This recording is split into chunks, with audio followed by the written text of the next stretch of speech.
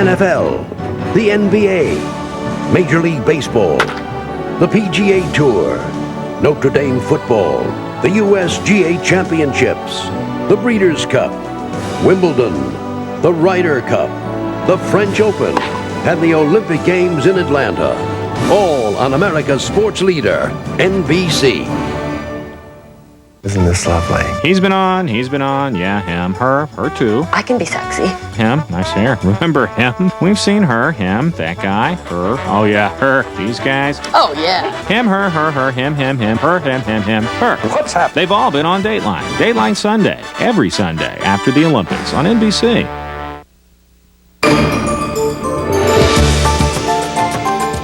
More details. More accuracy. More complete coverage. More and more people are watching. Whenever it breaks. Wherever it breaks. News 10. Whatever it takes. You're watching Philadelphia's NBC 10. Now, live from the News Center, this is News 10. Good evening. Thanks for staying with us. I'm Ken Matz. And I'm Renee Chenault. And our top story tonight, the FBI is tracking new leads in the weekend bombing at the Olympics. Here are the latest headlines. Investigators are drawing up a profile of the bomber, hoping to have a list of suspects soon. Centennial Park, where the bombing happened on Saturday, reopens tomorrow. And now there's word a major flaw in Atlanta's 911 system gave the bomber extra time, possibly costing lives and injuries. Well, those are the headlines. Now for the details on this developing story, let's go live to News 10's Tracy Davidson. She's live at the Olympics with the latest. Tracy? Good evening, Renee and Ken. At this hour, work is still being done on Centennial Park to get it ready for its reopening later on this morning. It is no easy task considering what happened and the fact that the park has now been closed for 3 days. You're looking at a live picture now of Centennial Park. The park is quiet tonight. In about 7 hours, it will reopen and hopefully put Saturday morning's tragedy behind us. This is new home video taken the night of the blast by a South Carolina tourist, one of dozens that have been turned over to investigators. Authorities have apparently identified a number of potential suspects, and they have composite sketches, but we won't see them. There continues to be interest in composite drawings of a so-called suspect. This, too, is a normal part of an investigation and should not suggest that we have identified a suspect. Here's what they will say about the 911 caller, that he is a white American male, and judging from the crudeness of the bomb, they suspect a homegrown, relatively unsophisticated person or group. As the park prepares to reopen, the streets outside the park are packed with people, and they can't wait to get back in. I don't think one person should ruin it for everybody because it's a beautiful park and people need to see it. I'm definitely looking forward to the park reopening, but the Olympic spirit is still here in Atlanta. They've worked so hard on this, and it would be silly just to have it open for a week and then close it down for the rest of the Olympics. I'm glad they're going to open it back up. I think it's great that it's being reopened. We shouldn't let something like this stop us from enjoying the Olympics. Visitors will still be able to enjoy the park, the fountain, the bricks, the statues. The AT&T concerts on the big stage will go on, but they will end at 9 instead of starting at 9. Some of the security will be noticeable. There will be double the presence, plus surveillance cameras and random bag checks. Again, the park will reopen tomorrow morning at 8 a.m. There will be a memorial service for the victims of the blast at 10 a.m., led by former Atlanta Mayor Andrew Young. Meanwhile, serious questions tonight about the efficiency of Atlanta's bomb warning system. NBC News has learned from sources that the bomber called his warning into Atlanta's 911 system at 12:58 a.m. Saturday morning, not 1:08 a.m. as reported by Atlanta police. If true, those extra 10 minutes may have saved 2 lives and prevented numerous injuries at Centennial Park. Sources say the 911 operator had trouble switching the call to higher command, and caller ID equipment, which gave the phone number, did not read out the address of the newly installed payphone. Yesterday, the Atlanta police chief denied there was any delay. That was not a lag in terms of a call coming in and nothing and no action taking place. Police officials reportedly are fixing the 911 response and tracking system at phone banks in Centennial Park and around the downtown area. Again, Centennial Park will reopen later on this morning at 8 a.m. News 10 will have complete coverage tomorrow, starting at News 10 at 5 o'clock. Coming up later in this broadcast, Vi Sikahema with all the day's sports. For now, I'm Tracy Davidson, News 10, live at the Olympics. All right, thanks, Tracy. See you later. The latest information now on the TWA Flight 800 disaster, and it supports the theory a bomb was in the front cargo hold, and it blew off the first-class cabin and the cockpit. Salvage crews hauled in this huge section of the plane, but the piece that's still missing is part of the plane's aluminum skin, which investigators want to test for signs of a bomb or a missile. In New York today, relatives were assured the investigation is not hampering the recovery of their loved ones' remains. The recovery of the bodies. The recovery of the victims is probably marginally delaying our finding out what happened to cause this catastrophe. And I would also say that that's not a particularly high price to pay. 3 more bodies were found today, bringing the total to 161. 4 of those remain unidentified. In Philadelphia, a final farewell today for some of the victims of TWA Flight 800, a memorial service held at St. Monica's Church, 17th and Rittner. TWA employees from Philadelphia International attended the Mass in honor of co-workers and friends who died. Here at home tonight, some tense moments at the Mann Music Center. The Philadelphia bomb squad evacuated the outdoor theater after receiving a bomb threat earlier in the evening. Bomb-sniffing dogs did their job and found nothing. The concert, featuring Itzhak Perlman and the klezmer bands, went on as planned. And now a major development in the mysterious disappearance of Anne-Marie Fahey. For the first time tonight, authorities say they have targeted a suspect. News 10's Doug Sharmell reports. Anyone who was the last person seen with an individual who is missing, and missing for a considerable period of time, would be a suspect. Delaware prosecutors now confirm that Tom Capano is a suspect in the mysterious case of Anne-Marie Fahey, the governor's aide who disappeared a month ago after having dinner with Capano at an Old City restaurant. For Robert Fahey, the prosecutor confirms what the family has always suspected. In fact, the Faheys sent Tom Capano a letter asking, quote, as the last person to be seen with Anne-Marie, do the right thing. Come forward and share all you know about Anne-Marie's disappearance. We have heard nothing, and it's been 4 days. What does that say to you? It says that someone really doesn't care about our sister, which we find very difficult to accept for someone that has spent a lot of time with her. As for a suspect who has only agreed to answer certain questions from investigators, we could get a court order, and the court could order a witness to come in and give an interview. the Attorney General's office here still hopes that Tom Capano will voluntarily come in for an unlimited interview with investigators, but from his legal team there has yet to be any word that he will do that. Doug Sharmell, News 10, Wilmington, Delaware. A series of drug raids in Atlantic City. The mission? To wipe out 3 violent gangs. Authorities arrested 13 people for selling heroin and cocaine in projects throughout the city. They face charges of drug conspiracy and possession with intent to distribute. 2 men are behind bars tonight for the beating and robbery of a Philadelphia Inquirer driver in Camden last August. Warren Alford and Hakeem Figueroa are being held in connection with the assault of Joseph Sweeney. The 50-year-old driver was struck on the head while delivering morning papers at a South Jersey Patco station. Sweeney is still in rehabilitation and has not regained his speech. 2 other suspects are still on the loose. No suspect, no motive, no leads. Tonight in a playground arson case. The metal frame sits scarred, the plastic burned away at Blair Mill School in Horsham. Parents in Ronald McDonald House raised $40,000 to rebuild the playground in memory of a boy who died of cancer. Custodian Ernie Pierce had not even put up the plaque yet. It does hurt. It's for the kids. It's for the kids. And I think it was a very wrong thing to do. Police say before midnight Sunday, someone set fire to a pile of newspapers on the playground. Insurance will pay to replace it. An old playground gets new life tonight in the Point Breeze section of South Philadelphia. 1, 2, 3. Children broke the ribbon reopening the Ralph Brooks Jr. Tot Lot at 20th and Tasker. Neighbors came together to clean up the playground.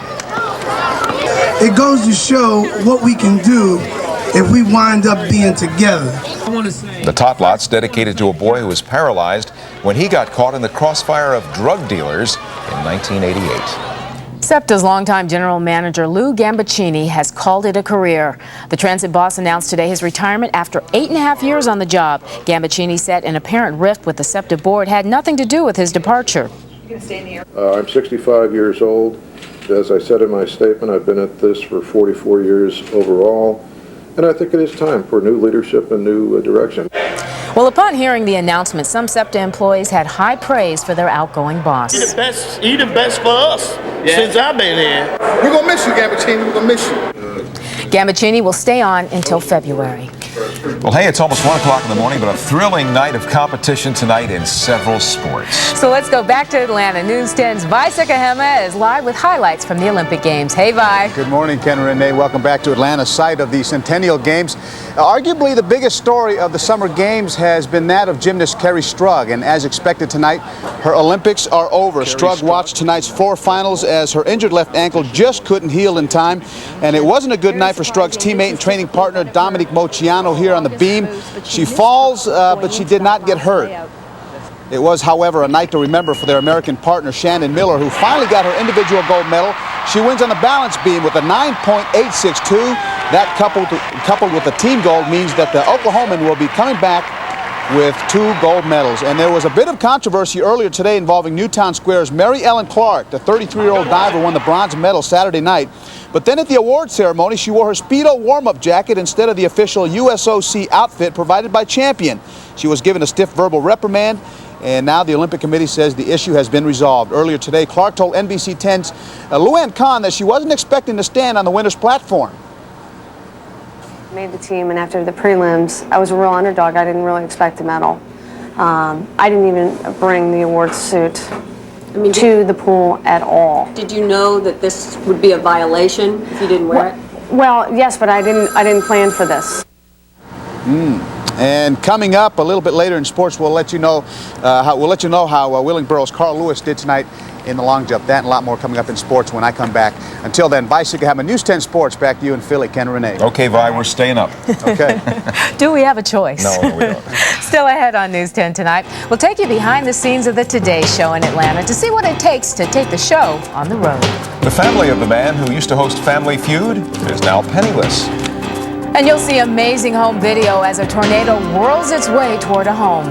And John Bolaris is in the Weather Center with the exclusive Earthwatch weather forecast. Hey, Ken, tracking another line of showers moving this way. And what about later on today and Wednesday and Thursday and Friday? Well, I'll be back with your 5-day forecast as well in just a few minutes. You're watching News 10, Olympic Edition.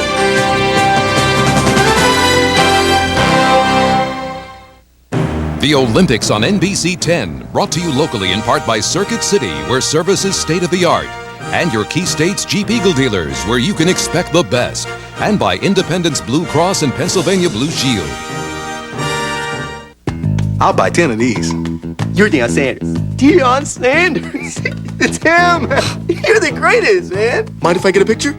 Thanks, bro. You mind if I write a check? Sure, Deion. I'm just gonna need to see some ID. Say what? Yes, like driver's license, a library card. Checks. What a hassle. Sugar license? Employee ID. But now there's a better way. The Visa Check Card. It's an ATM card with a Visa logo that deducts from your checking account automatically everywhere Visa's accepted. I'm gonna have to call to see if you can cover this. The Visa Check Card works just like a check, only better. The challenge of the great outdoors. Nothing has met it like Jeep Cherokee Sport. It comes with a 190 horsepower engine, available full-time 4-wheel drive, available 4-wheel anti-lock brakes, and driver's airbag. Now get up to $1,836 in option values and air at no charge. So get into the classic Jeep Cherokee Sport and challenge the outdoors without challenging your budget. See your Key States Jeep and Eagle dealer. Circuit City's your computer connection with guaranteed low prices and expert advice on the top brand computers you're looking for. Right now, you'll get this color inkjet printer free when you buy any desktop computer. And we'll get you online with 60 free days of net-complete internet service when you buy any computer, courtesy of Netcom. Plus, you'll get a free 8MB RAM upgrade with select top brand computers. There's only one place to go for your new computer. Circuit City, now the official electronics and appliance store of NASCAR.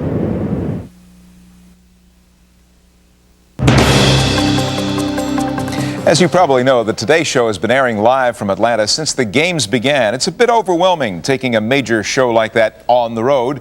News 10's Luann Kahn takes us behind the scenes of the show to show us how they pull it off. Test, 1, 2, 3, 1. Cameraman out there, you know?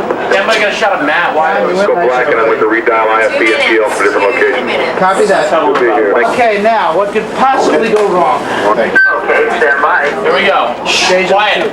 Correct. 5, 4, 3, 2, 1. Good morning. This is Ground Zero, the control room in the Olympic Village built specifically for the Today Show. It looks something like the battleship Galactica, with whiz kid producer Jeff Zucker at the helm. From NBC News, this is Today. It's where everything that's been planned and scripted comes to life, where the producer and director manipulate everything from camera shots to last-minute changes on the computer, controlling everything but the charisma. 5, 4, 3. The most important ingredient to the show's recipe for success doesn't come from the control room, but from a few feet away, right here in the studio. This is exciting. We're sitting on the set. It's really neat. We're back at 726 and we're continuing. Exciting because this is where you get to watch all the fun stuff that happens on and off camera. And so do your patients. That'll help. Famous guests like Mary Lou Retton walking in and getting ready for her interview. And the comfortable chit-chat during the commercial breaks that viewers never see. How's your baby? It's a great gig for guests like Mary Lou. I've known Katie for a number of years, and she's such a wonderful person to talk to. Not intimidating at all, and it's always on a positive note, so I like that. And congratulations on your baby, 15 months You old, too. a little boy. Little girl, sorry. Little girl. All right, we'll be back with more on Today right after this. Everything seems easy and flawless up there. Oh, definitely. I mean, they're two pros. They're two pros, so when you're a guest coming on to talk about something, they really give you a relaxed feeling and a real comfortable feeling. How are you? For those of us who know her so well, it's easy to understand why people feel so comfortable around her. It seems so easy, like breathing almost. Isn't that easy? Well, I think after you do the show for a while, you know, when I get tired, my eye jumps, and my eye is jumping right now. Stop it. I think don't see it. You feel it. It's I do. It's so annoying. But after you do it, I think, for a while, and I've been doing it for 6 years now, you know, it does become very natural and very easy.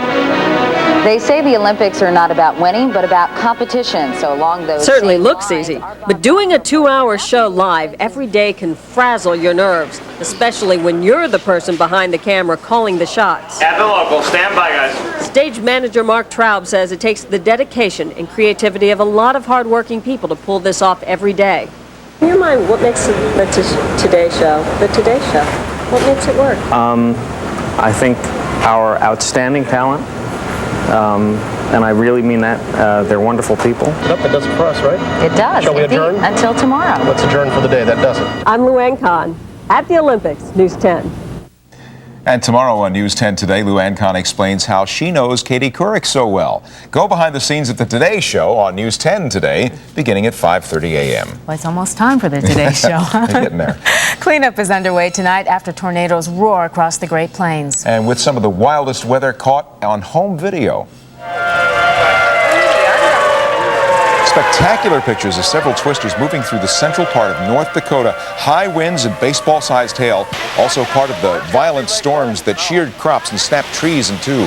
Fortunately, no reports of injuries. Well, after seeing this, John's forecast can't be but so bad. Right, John? Got that right, but I love that video. It's great stuff. And a little dangerous. Don't go outside in tornadoes. But they do form in the Midwest, Southern Plains, the East, but the big tornado alley is from Oklahoma, Texas, on up through the Midwest, through Chicago region, and on up into the central eastern sections of the Great Lakes. Temperature 68 degrees, humidity 87%, pressure steady, winds east at 7. High yesterday was 78, low yesterday morning was 67. All right, what do we have for you right now? Well, is it late enough for you? Well, hot enough for you. Temperatures in the 60s, mostly cloudy skies, but we have more showers knocking at the door to the south and west. Showers beginning to move in. Doppler picking up the shower activity now. There it is, an next blob of rain activity. I don't see any thunderstorms with that one just yet, but be moving through here overnight and tomorrow morning. So yeah, you go to work in a few hours, grab the rain gear once again. Got a wavy front series of low pressure systems along this front, and it's going to get stuck. It's not going anywhere, so we're going to be under the gun as far as showers for the next several days.